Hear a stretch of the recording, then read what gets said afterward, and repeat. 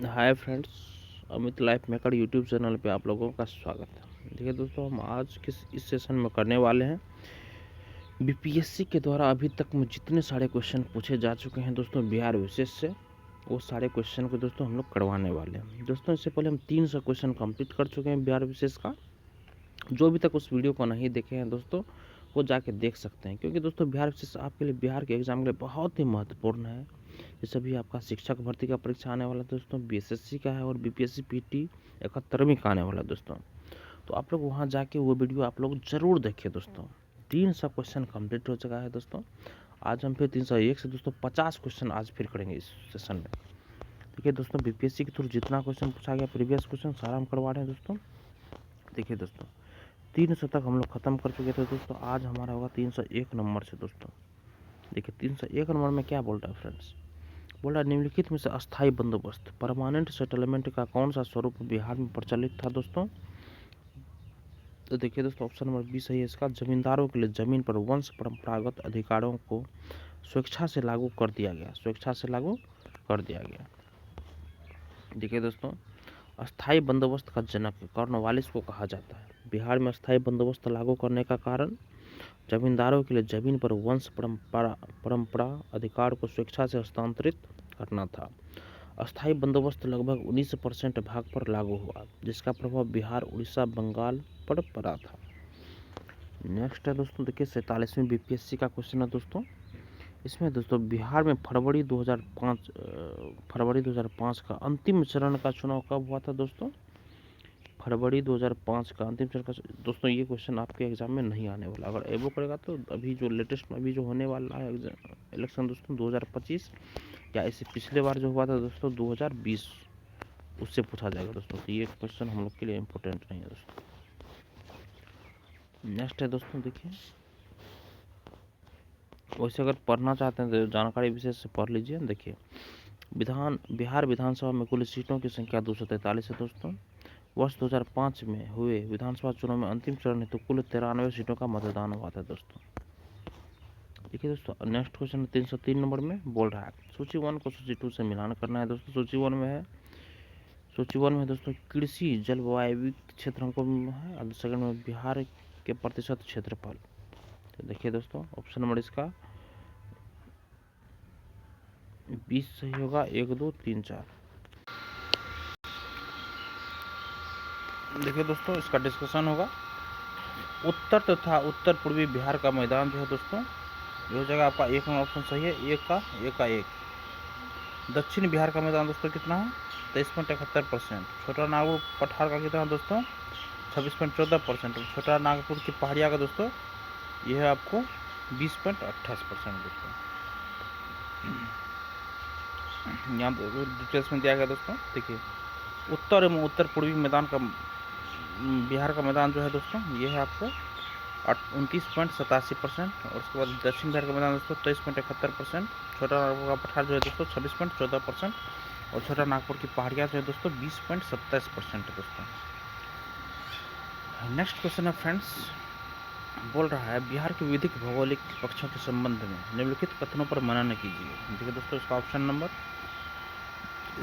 Number दोस्तों 2 3 सही है। देखिए सी नंबर ऑप्शन सही है, 2 3। बिहार में रेशम उद्योग 1.5 लाख से अधिक लोगों को स्वरोजगार सेल्फ एम्प्लॉयमेंट प्रदान करता है। 3 में बिहार में प्रतिवर्ष लगभग 47 लाख एकड़ भूमि बाढ़ग्रस्त हो जाती है, जबकि 10 लाख एकड़ सदैव जलाक्रांत वाटर लॉज्ड बनी रहती है। 2 3 दोस्तों ऑप्शन सही है।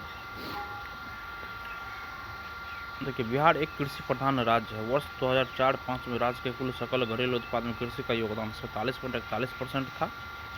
उत्तरी बिहार का लगभग 25 जिला प्रतिवर्ष बाढ़ की समस्या से ग्रसित रहते हैं। प्रतिवर्ष 27 लाख हेक्टेयर भूमि बाढ़ग्रस्त तथा 10 लाख हेक्टेयर भूमि पर हमेशा जल जमाव की समस्या बनी रहती है। नेक्स्ट क्वेश्चन है दोस्तों, बिहार में सिंचाई के संबंध में निम्नलिखित में से कौन से कथन सही नहीं है दोस्तों। देखिए दोस्तों, इसमें ऑप्शन नंबर बी गलत है दोस्तों। देखिए बिहार के कुल सिंचित क्षेत्रफल का लगभग 30% नहरों तथा 39% नलकूपों द्वारा होता है, गलत है। देखिए 1 नंबर है दोस्तों, बिहार के कुल सोन एरिया क्षेत्रफल का लगभग 45% सिंचित है, ये सही है।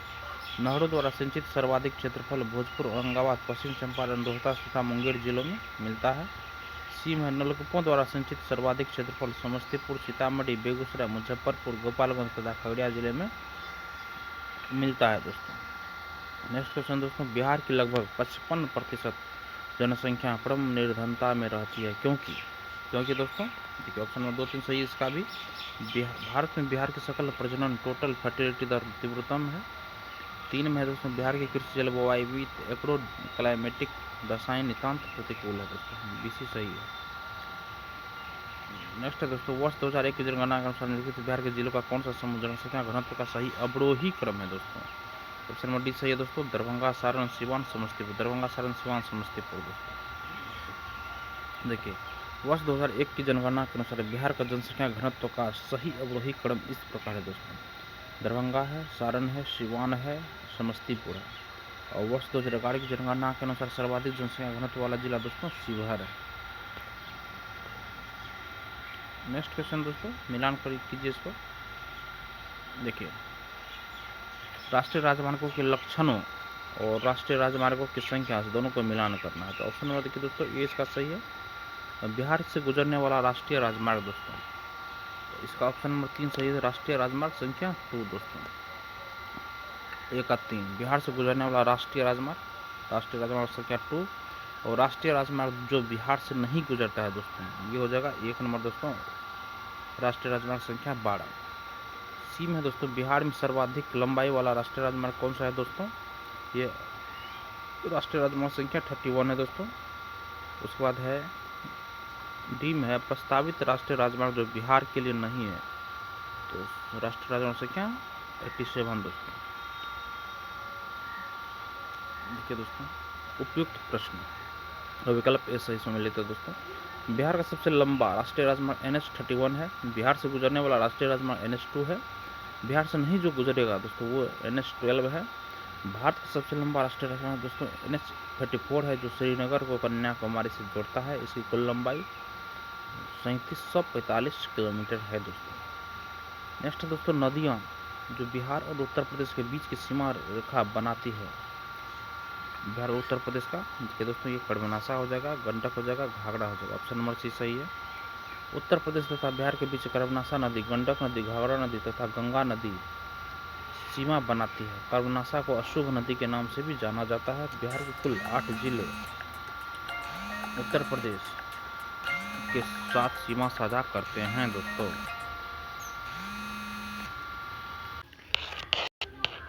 नदियाँ जो बिहार और उत्तर प्रदेश के बीच की सीमा से रेखा बनाती है दोस्तों, वो कर्मनासा, गंडक और घाघरा है, आप लोग ये याद रखिएगा।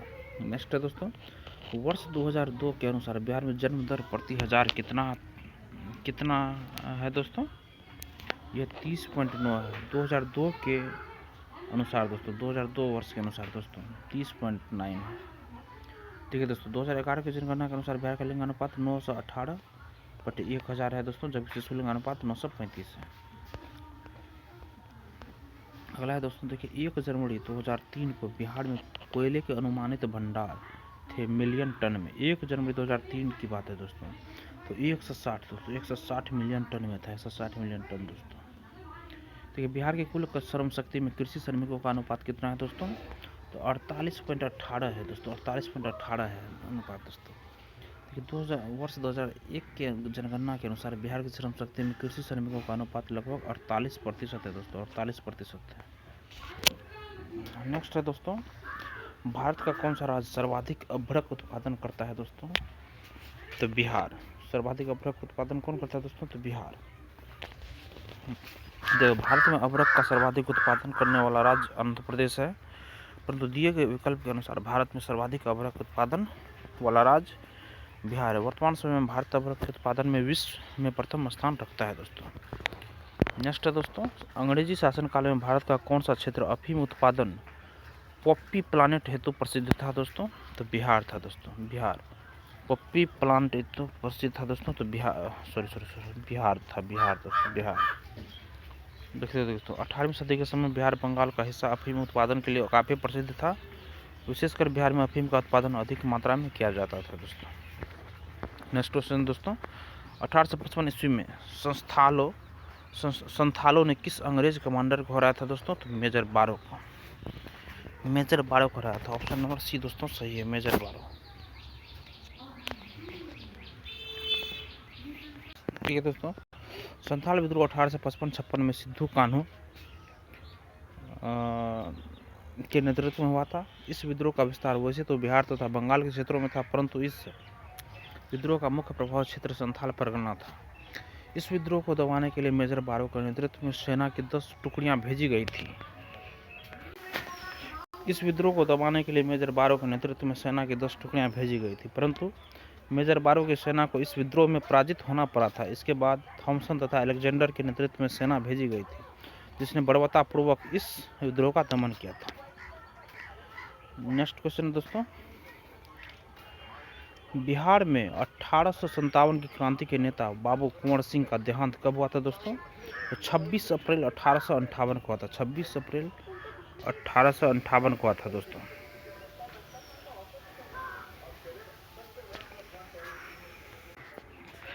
वीर कुंवर सिंह का जन्म बिहार के जगदीशपुर के सन 1777 ईस्वी को हुआ था। कुंवर सिंह ने 1857 की क्रांति में अंग्रेजी सेना का जमकर विरोध किया था। इनकी मृत्यु 26 अप्रैल 1858 ईस्वी को हुई थी। इनकी मृत्यु के बाद इनके भाई अमर सिंह ने 1857 की क्रांति में महत्वपूर्ण भूमिका निभाई थी। नेक्स्ट क्वेश्चन है दोस्तों, बिहार के उस क्रांतिकारी का नाम बताइए जिसने सितंबर 1928 में हिंदुस्तान सोशलिस्ट रिपब्लिकन आर्मी की बैठक में भाग लिया। तो कौन थे दोस्तों? तो फणींद्रनाथ घोष। फणींद्रनाथ घोष। बिहार के उस क्रांतिकारी का नाम बताया जिसने सितंबर 1928 में हिंदुस्तान सोशलिस्ट रिपब्लिकन आर्मी की बैठक में भाग लिया था मित्रों। तो ये भाग लिया था फणींद्रनाथ घोष जी ने। हिंदुस्तान सोशलिस्ट रिपब्लिकन आर्मी की स्थापना 1928 ईस्वी में दिल्ली के फिरोज शाह मेहता कोटला मैदान में हुआ था। यह एक क्रांतिकारी संगठन था। बिहार से इस संगठन की बैठक में शामिल होने वाले क्रांतिकारी व्यक्ति फणींद्रनाथ घोष थे। नेक्स्ट क्वेश्चन, 1947 के भारतीय राष्ट्रीय कांग्रेस के दिल्ली अधिवेशन की अध्यक्षता किसने की थी? डॉक्टर राजेंद्र प्रसाद। आजादी के बाद भारतीय राष्ट्रीय कांग्रेस के विशेष अधिवेशन की अध्यक्षता राजेंद्र प्रसाद ने की थी। 15 अगस्त 1947 को भारत की आजादी के समय कांग्रेस के राष्ट्रीय अध्यक्ष जेबी कृपलानी थे। आजादी के बाद भारतीय राष्ट्रीय कांग्रेस के विशेष अधिवेशन की अध्यक्षता राजेंद्र प्रसाद ने की थी दोस्तों। 15 अगस्त 1947 को भारत की आजादी के समय कांग्रेस के राष्ट्रीय अध्यक्ष जेबी कृपलानी थे। 24 जनवरी 1950 को राजेंद्र प्रसाद को संविधान सभा द्वारा सर्वसम्मति से भारत का पहला राष्ट्रपति चुना गया था। नेक्स्ट क्वेश्चन है दोस्तों, बिहार में किस स्थान पर भारतीय राष्ट्रीय कांग्रेस का 1922 का अधिवेशन हुआ था दोस्तों? तो ये हुआ था दोस्तों गया में हुआ था। गया में भारतीय राष्ट्रीय कांग्रेस का अधिवेशन 1922 ईस्वी में गया में आयोजित किया गया था, जिसकी अध्यक्षता देशबंधु चित्तरंजन दास ने की थी। वर्ष 1923 में चित्तरंजन दास ने मोतीलाल नेहरू के साथ मिलकर स्वराज पार्टी की स्थापना की थी। नेक्स्ट क्वेश्चन है दोस्तों, सीडीपीओ का जो एग्जाम आता है 15 मई 2022 का, वो है देखिए 320 में है, बिहार में कानून द्वारा गोवध किस वर्ष में प्रतिबंधित किया गया था? गोवध किस देखिए 1955 ईस्वी में दोस्तों। बिहार संरक्षण और पशु सुधार अधिनियम 1955 द्वारा गोवध को प्रतिबंधित किया गया था। इसके तहत गाय और बछड़े का वध पूर्णतः प्रतिबंधित है। इसमें कैद एवं जुर्माना या दोनों का प्रावधान है। नेक्स्ट क्वेश्चन है फ्रेंड्स, इनमें से कौन 2 बार बिहार का राज्यपाल रहा है? 2 बार। तो अखलाक उर रहमान किदवई। अखलाक उर रहमान किदवई बिहार के प्रथम राज्यपाल जयराम दास दौलतराम तथा वर्तमान राज्यपाल श्री फागू चौहान हैं। मतलब अभी नहीं है दोस्तों, ये आरिफ मोहम्मद खान है, ये पहले का है दोस्तों। देखिए दोस्तों, राज्यपाल जो हुई थी दोस्तों, देखिए सबसे पहला तो जाकिर हुसैन समयावधि दोस्तों इसका 1957 से 62 ईस्वी था दोस्तों। उसके बाद दोस्तों अखलाक उर रहमान किदवई का 1979 से 85 तथा 1993 से 98 ईस्वी है दोस्तों। मोहम्मद यूनुस सलीम 1990 से 91, मोहम्मद शफी कुरैशी 91 से 93 दोस्तों। और इनमें क्वेश्चन किया गया है 2 बार बिहार का राज्यपाल कौन रहा था? तो अखलाक उर रहमान किदवई। नेक्स्ट 322 में बिहार का प्रथम गैर कांग्रेस मुख्यमंत्री कौन था? तो ये थे दोस्तों महामाया प्रसाद सिन्हा। महामाया प्रसाद सिन्हा बिहार का प्रथम गैर कांग्रेसी मुख्यमंत्री श्री महामाया प्रसाद सिन्हा थे, जिनका कार्यकाल 5 मार्च 1967 से 28 जनवरी 1968 तक रहा था। ये बिहार के प्रथम निर्दलीय मुख्यमंत्री भी थे। बिहार के प्रथम मुख्यमंत्री डॉक्टर श्री कृष्ण सिंह। बिहार के प्रथम हरिजन मुख्यमंत्री भोला पासवान शास्त्री। बिहार के प्रथम मुस्लिम मुख्यमंत्री अब्दुल गफूर। और बिहार के सबसे कम कालावधि वाले मुख्यमंत्री सतीश प्रसाद सिंह हैं। नेक्स्ट क्वेश्चन है दोस्तों, बिहार की ग्रामीण साक्षरता दर है। बिहार की ग्रामीण साक्षरता दर कितनी है दोस्तों? ये आपको 43.9%। बिहार में साक्षरता दर 61.80%। बिहार में पुरुष साक्षरता दर 71.20%। बिहार में महिला साक्षरता दर 51.50%। बिहार में ग्रामीण साक्षरता दर 59.78% और बिहार में शहरी साक्षरता दर 76.86%। नेक्स्ट है, बिहार झारखंड का अभिन्न अंग था। झारखंड बिहार का अभिन्न अंग था। झारखंड बिहार का अभिन्न अंग था दोस्तों 1999 में। 1999 तक झारखंड बिहार का अभिन्न अंग था। बिहार के झारखंड को 15 नवंबर 2000 को विधिवत रूप से अलग कर भारत का 28वां राज्य बनाया गया था दोस्तों। अब नेक्स्ट क्वेश्चन है दोस्तों हम लोग का, देखिए 325 में बिहार में तिनकठिया पद्धति क्या है दोस्तों? बिहार में तिनकठिया पद्धति दोस्तों कृषि पद्धति है। कृषि पद्धति दोस्तों, देखिए तिनकठिया पद्धति भारत में विशेषकर पूर्वी भारत और बिहार में लागू की गई एक आर्थिक नीति थी जो कृषि उत्पादन से संबंधित थी। गांधी जी के नेतृत्व में चंपारण सत्याग्रह द्वारा इस पद्धति की समाप्ति हुई थी। तिनकठिया शब्द का अर्थ 3 कट्ठा है जो भारत में उपयोग होने वाली भूमि के लिए माप की एक इकाई है दोस्तों। नेक्स्ट क्वेश्चन है, लोकनायक की उपाधि किसे दी गई दोस्तों? लोकनायक की उपाधि तो जयप्रकाश नारायण को दी गई थी दोस्तों लोकनायक की उपाधि। देखिए लोकनायक की उपाधि जयप्रकाश नारायण को दी गई थी। यह एक, देखिए लोकनायक की उपाधि जयप्रकाश नारायण को दी गई थी। यह एक स्वतंत्रता सेनानी समाजवादी नेता थे। इन्होंने 1970 के दशक में संपूर्ण क्रांति का नेतृत्व किया था। इन्हें मरणोपरांत भारत रत्न 1999 तथा 1965 में लोक सेवा के लिए मैग्सेसे पुरस्कार भी मिला था। राष्ट्रवादी हिंदी साहित्यकार रामवृक्ष बेनीपुरी ने इनकी जीवनी जयप्रकाश लिखी है। नेक्स्ट क्वेश्चन है दोस्तों, बिहार में सतत विकास के लिए राज्य सरकार द्वारा 7 निश्चय योजना अभियान प्रारंभ किया गया था। कब किया गया था मित्रों? 2015 ईस्वी में प्रारंभ किया गया था, 2015 में। देखिए बिहार के मुख्यमंत्री श्री नीतीश कुमार ने वर्ष 2015 में 7 निश्चय योजना की शुरुआत की थी। इसके द्वारा राज्य में सामाजिक एवं आर्थिक विकास को बढ़ावा दिया जा रहा है। 7 निश्चय पार्ट 2 इसकी आगे की रणनीति है। नेक्स्ट क्वेश्चन है, वर्ष 21-22 में बिहार का राजकोषीय घाटा राज्य के सकल घरेलू उत्पाद का कितना प्रतिशत है दोस्तों? तो 2.97% है। 2.97% है। बिहार बजट 21-22 के अनुसार 21-22 में राजकोषीय घाटा 22,511 करोड़ रुपए जीएसडीपी का 2.97% होने का अनुमान है। बजट 22-23 से संबंधित महत्वपूर्ण तथ्य है। कुल व्यय है 2,37,691.19 करोड़ रुपए दोस्तों और राजस्व है 1,19,566.7 करोड़ रुपए है। पूंजीगत व्यय है 45,734.52 करोड़ रुपए। कुल प्राप्तियां हैं 2,37,891.94 करोड़ रुपए और राजकोषीय घाटा है दोस्तों 25,855.10 करोड़ रुपए। जीएसडीपी का 3.47% है दोस्तों। नेक्स्ट क्वेश्चन है, इनमें से किसने उलगुलान आंदोलन प्रारंभ किया था दोस्तों? तो बिरसा मुंडा। बिरसा मुंडा ने उलगुलान आंदोलन प्रारंभ किया था।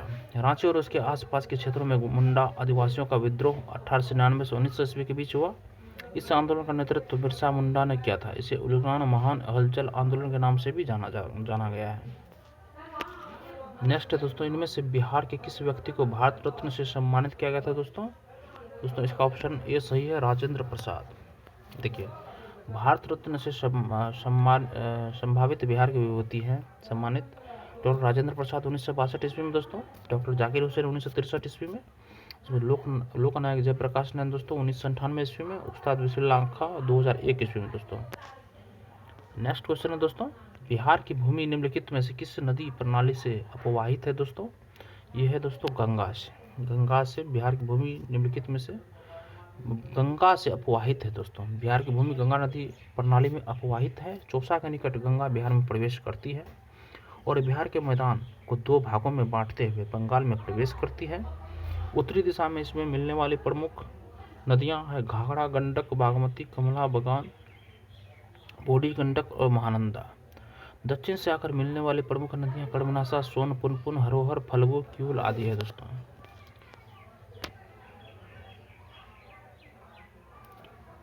नेक्स्ट क्वेश्चन है दोस्तों, बिहार में बालसुंदरी, ताल, करेल एवं बलथर पद निम्नलिखित में से किसके लिए प्रयुक्त होते हैं?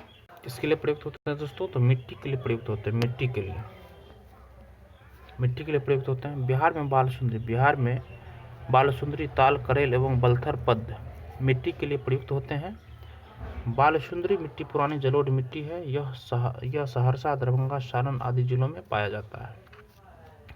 ताल या टाल मिट्टी गंगा के दक्षिणी तट पर 8 से 10 किलोमीटर चौड़ी पट्टी में विस्तारित है। यह क्षेत्र रबी फसल के लिए जाना जाता है। नेक्स्ट क्वेश्चन है दोस्तों, करेल। इसका विस्तार गंगा के दक्षिणी मैदानी भाग में रोहतास से लेकर मुंगेर होता हुआ भागलपुर तक है। बलथर दोस्तों बिहार के मैदानी भाग से गंगा के मैदान की दक्षिणी सीमा पर है, जहां से छोटा नागपुर का पठारी हिस्सा आरंभ होता है। बलथर मिट्टी का संकीर्ण विस्तार पाया जाता है। इसकी उर्वरा शक्ति कम होती है। इसमें मोटे अनाज उपजाए जाते हैं। नेक्स्ट क्वेश्चन दोस्तों 333 में निम्नलिखित जिलों में से किसका कोई भूभाग वनाच्छादित नहीं है? तो दोस्तों ऑप्शन नंबर ई इसका सही होगा।